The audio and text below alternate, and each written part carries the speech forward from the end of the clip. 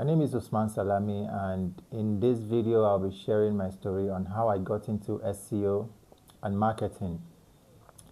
Now I've been doing SEO since 6 years now, and one would marvel at how long it has been and say things like, oh, 6 years is a long time to be in an industry or make a mark for yourself and all of that. But yeah, what you do not know perhaps is that in those 6 years there's been ups and downs, and there's been disappearing and reappearing. There's been consistency issue and everything in between. And so I'm taking this time to tell the story as to how it has unfolded in terms of my journey into SEO and marketing as a whole. All right, so let's get into it in details. All right, so I started SEO in 2020. I first heard about SEO in 2020, and at the time, of course, I didn't know what it meant. I didn't even know what it meant. I didn't even know what the acronym meant. So I just knew that it was this because it was the lockdown, if you remember, and then I was home, and I didn't really know what to do with my life. I mean, nobody gave me a heads up. Oh, you can use this time to learn something. You can make the best use of this time while you still have it. Nobody gave me a heads up. Nobody told me anything. Nobody advised me. But I was just scrolling online, and then I saw courses that I could take in marketing. There were a bunch of them. There was copywriting at the time. Copywriting was still a thing before the AI invasion and everything. So there was copywriting, there was SEO, there was UI UX design, there was web design, there was data analysis, there were lots of other things that I came across. So out of these things, at the time I was a writer, just a content writer, and the content writing market became, I wouldn't say saturated, but it became for me, okay, actually I started as a fiction writer. So from fiction, I transitioned into content writing, and I started writing content for website owners, business owners. Of course, I did earn some money from it. I mean, it was my first humble earnings from content writing.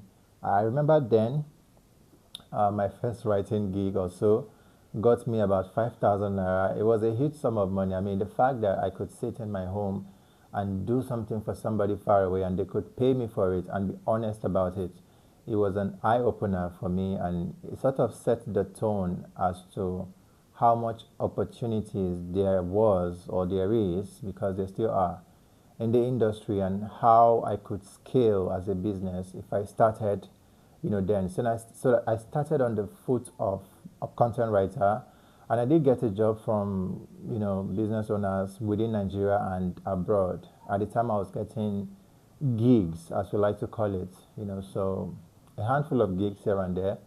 And I didn't know where this whole thing was leading, though. I didn't, honestly. I didn't have a clear picture. I was just going. I was just following the progression. All right. So where it was going to lead, honestly, I didn't know. So sometime in 2021, I decided to check out SEO as in depth. At the time I was trying to leave content writing because I felt, okay, this will not be sustainable on the long run. This was not even about AI. AI became really popular in 2022, but by 2021, I was already feeling like, okay, I needed something, in my words back then, more serious than content writing. So I thought to give SEO a try, a go, and that I did. So I started by watching YouTube videos from top SEO guys such as Brian Dean, the SEO guru from Backlinko. I started watching Neil Patel. I started watching. There's this Chinese guy from Ahrefs. I love his content so much because he simplified everything. So I started with those videos. I didn't have money to pay for courses at the time. At least an SEO course at the time goes for 100,000 naira and above. So, of course, for someone who's just fresh out of school and NYC, NYC is a compulsory 1-year program you do in my country, Nigeria, as soon as you're done with school. So as someone finished with NYC, clearly I did not have a roadmap as to where my life was headed. So I couldn't clearly afford an SEO course. So I just followed those YouTube videos instead. And it did help me get my foot in the way, in the sense that I had the basic fundamental understanding of SEO with these guys. So I was constantly watching the videos. I didn't even know how to apply, but I was just watching the video and I was getting the lessons in the videos. So that single act of watching videos and learning from the videos, it helped me build this fundamental knowledge about or around SEO that I could use for long term. Sometime in 2023, I discovered LinkedIn, and then I joined LinkedIn and I started building my personal brand there. By the way, I'll leave a link. So let me know that you saw, you came through my YouTube channel. All right, back to the story. So I started LinkedIn and I started building my brand off of SEO. I still had just the basic knowledge of SEO. At the time, I hadn't exactly worked for any clients SEO wise, but I was, talking about SEO. I was saying the little things like meta description, meta title, H1, H this, H that. I was just basically just talking about what I knew, what I learned off of the YouTube pages of the SEO gurus. And it did give me some recognition on LinkedIn, and that's how I started getting one or two inquiries as to how my services run. Now, I wouldn't really say those inbound leads were really a thing, but yeah, it did again give me the conviction that I could start something and get paid for it if I really go in and hard on it. So I started to go hard on SEO. I even started to do some courses at the time. I started to do some SEO courses and selling it out to my community on LinkedIn at the time. And yeah, I did make a few, again, humble earnings from that. But later on, I discovered that on the long run, it might not be sustainable. I don't know if that is true or not, but from my observation, the whole class and tutorial and coaching and mentorship thing for me at the time didn't seem like what would go for 10 years to come, 15 years to come. So I needed actual client. I needed to help somebody actually, increase their revenue the way I usually say. And if I didn't get a client, if I didn't get a client to trust me to do that, then my knowledge would kind of remain basic in SEO, because the actual growth comes from applying, implementing whatever it is you have learned in SEO to businesses and actually see that that business increases in revenue. So something happened in 2024 that got me depressed. I got a call from someone one random morning, and they were asking if I did SEO. I said yes, I did. Again, at this time, I hadn't really mastered SEO, but I was, still growing in the industry, still trying to understand a lot of things. SEO is a lot, by the way. Like, it's a lot. It's not straightforward like, Meta ads or Google ads or whatever ads or other kind of marketing. SEO seems to be that very tough guy. So that explains why we do not have more or much SEO guys or SEO specialists in Nigeria. There are really few of them. You'd have more website designers than have more SEO. You would not find many SEOs, on the internet. So back to my story. I received a call from someone who asked if I did SEO. I said yes, and they said if I was available for an interview, and I said yes. So we had the interview, and to wrap the whole thing up, they wanted to start a business. They started a business, and they wanted an SEO specialist to help them market on Google. And we had a call, and they were willing to pay $200. At the time, $200 was roughly around 300 and something thousand naira. For someone who had not really mastered SEO, I was willing to take the job until I learned from an insider that they were currently paying people who didn't know what they were doing $1,000+. Like, the least they were paying the people currently working for them, other nationals, not Africans. And by the way, this business was African owned.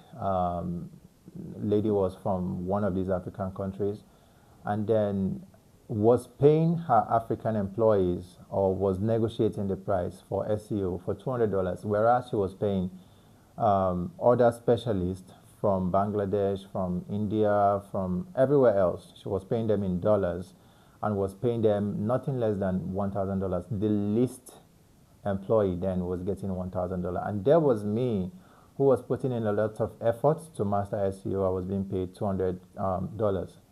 At the time, I didn't know my left from right. I didn't even know my value and everything. So I was willing to take it until I got that heads up from the insider who told me that, oh, this is how much they pay everybody else. So why are they paying me this amount? Why am I even taking it?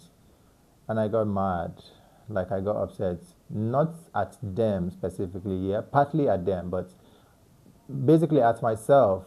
Like, why didn't I didn't just, like, it meant that first off I didn't know my value, and also I felt like I was not good enough, and that's why I had to settle for $200 at the time, because that was really, really poor. The fact that I was about to take it made me more upset.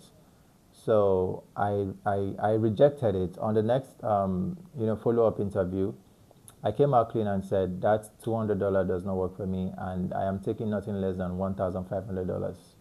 And they said, oh, how did I move from $200 to $1,500? We agreed on 200, so what happened and stuff. I said, oh, well, this is personal. I just do not wish to continue with this. I am calling it off if you can't afford $1,500. And that's how the deal was cancelled, because obviously they were not willing to pay more than $200. Okay, so after I got off that call, I beat myself up a lot. Like, I felt like I should be doing more. I felt like I should really know my value and should know what I should charge. SEO is not a small job. It's not something you just put together and go to bed. It requires constant reiterating. It requires constant hands-on. You have to be on your A game all the time, 365 days a year. So I cannot possibly accept a $200 for that, for that kind of job or for that amount of job. So I went into depression because I felt like I didn't know what I was doing with my life. And the fact that it took someone else to open my eyes to not taking peanuts in the name of you haven't mastered your skill is even more depressing for me. What if the person hadn't come? That's how I would have still not know my value and still be taking peanuts. And so I just shut down my online presence temporarily at the time.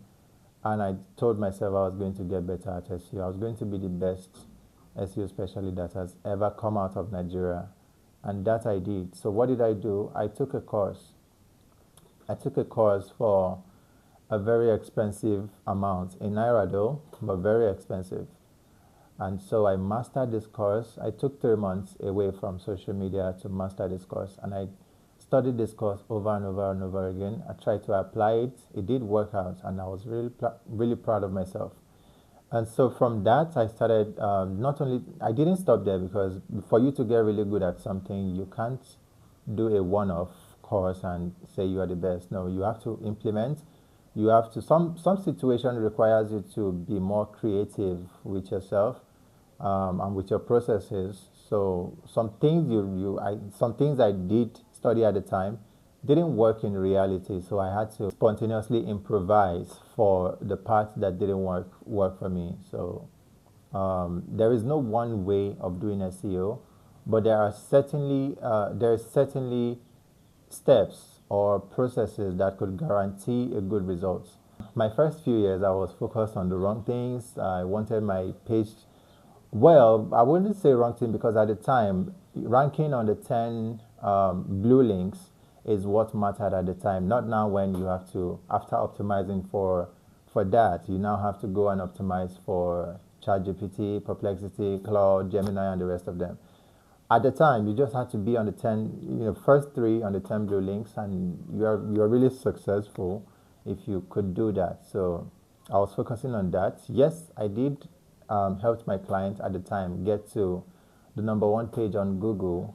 But again, after a while, after some time, I started to realize that most businesses don't exactly really want to be on the number one spot. They want to make sales, they want to make money off of their business. So SEO is just a channel, it's just an avenue for them to make their money. So if I was to be an SEO specialist, then I exist to make them money. So rather than become or use this grandiose name for myself, I decided, you know what, I'm just going to be more useful to businesses, and that's how I transitioned into local SEO. So for local SEO, I discovered that this could be the more profitable side of SEO because it actually deals with like it deals with the money-making part of SEO. Well, the traditional SEO did make money for businesses whose model ran on ranking on the 10 blue links and all, but you see local SEO, it has measurable impact on the business. You could see, you could feel, you know if it's working or not. You can tell literally within a short time, not so short time though, but you can tell within a short time if something is working or not. So I transitioned into local SEO so I could be more profitable for businesses. So that I went to sometime last year, 2025. And so I started, at this time I had already mastered SEO to a very large extent, and I could run an SEO campaign successfully from starting to end. So rather than be on the side of SEO where I still have to rank, you on the top 10 blue links, which still matters by the way, but right now, given the whole AI invasion and everything, I decided I am going to again be useful to local businesses, and I was going to start with the businesses in my country. Oh, actually, I started with myself. Local SEO page. So I have my Google business page, which I started to, try to rank on the number 1 and number 2 spots, for the keywords such as best SEO specialist in Abuja. So literally what I was doing was everything I learned on YouTube, I was implementing on my Google business profile, and it did get me the result I wanted because I am currently ranking number 2 or maybe 3, depending on where you're searching from. I'm currently ranking number 2 on my end for the keywords, best SEO specialist in Abuja.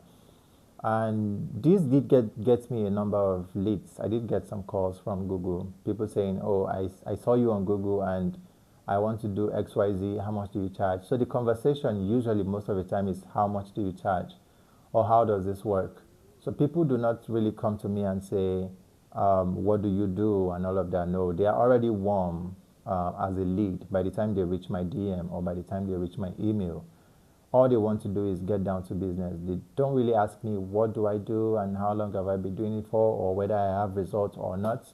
They just want to go straight to business because Google has given me or lent me some sort of authority and trustworthiness. So why am I doing this? Why am I making a video? I am making a video to sort of mark my fresh start on YouTube. It's one thing to be known or be consistent elsewhere. For example, I am very consistent on LinkedIn,